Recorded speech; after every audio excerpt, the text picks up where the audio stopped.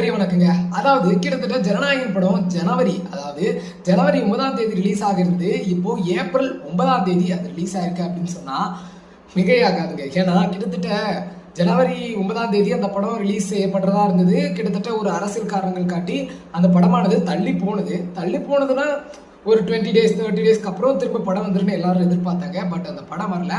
அந்த படம் வராத கேப்பில் என்னென்ன ஆயிருக்குன்னா ஒரு கிட்டத்தட்ட ஒரு 2 to 3 மாதம் ஆயிருக்கு. அந்த 3 மாதம் கேப்பில் என்ன ஆயிருக்குன்னா சென்சார் போர்டுக்கு போகிறது, ப்ளஸ் இங்கே படத்தயாரிப்பு நிறுவனத்துக்கிட்ட இருக்கிறதுன்ட்டு இந்த மாதிரி மாற்றி அவங்கள்டே தான் ஃபுட்டேஜ் வந்து ரோல் ஆகிட்டு இருக்கும்.